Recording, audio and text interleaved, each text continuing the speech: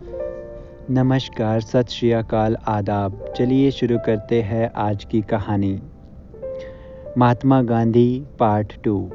गांधी का अर्थ गुजराती भाषा में पारसी होता है और बापू को गुजराती भाषा में पिता कहा जाता है। गांधी को पहली बार महात्मा गांधी राजविद्या जीवराम कालिदास ने संबोधित किया था और फिर उन्हें महात्मा गांधी के नाम से पुकारा जाने लगा।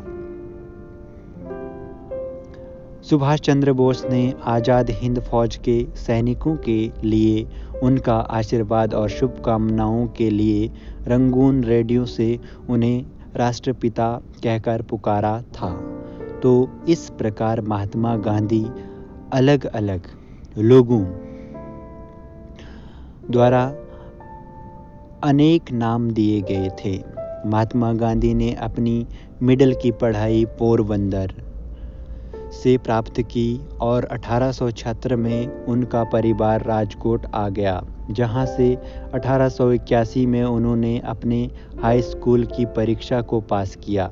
महात्मा गांधी उस समय एक औसत छात्र थे। 1883 में जब महात्मा गांधी 13 वर्ष के हुए तो उनका विवाह कस्तूरबा मुखर्जी से कर दिया गया, जो 14 वर्ष की थी। उस समय बाल विवाह की रीति रिवाज थे, इसलिए ये एक बाल विवाह था। कस्तूरबा मुखर्जी के लंबे नाम को छोटा करके कस्तूरबा रखा गया, जिससे लोग वाह कहकर पुकारते थे। 1885 में महात्मा गांधी की पहली संतान जन्म लिया, परंतु वे कुछ समय तक जीवित रहने के बाद उसकी मृत्यु हो गई। और इसी साल जब गांधी जी 16 साल के थे, तब उनके पिता की तबीयत बहुत खराब हो गई, जिसकी आयु 63 वर्ष थी।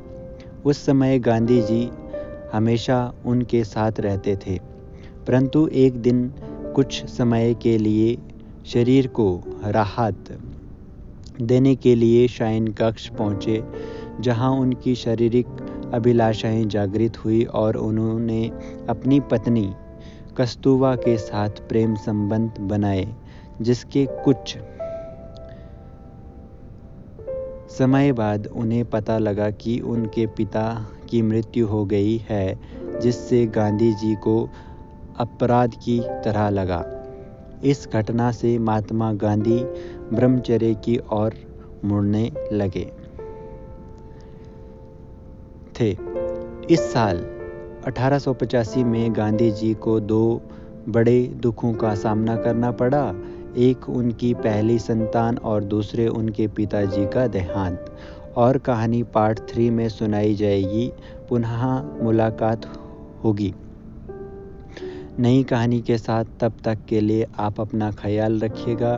कहानी सुनने के लिए बहुत बहुत धन्यवाद।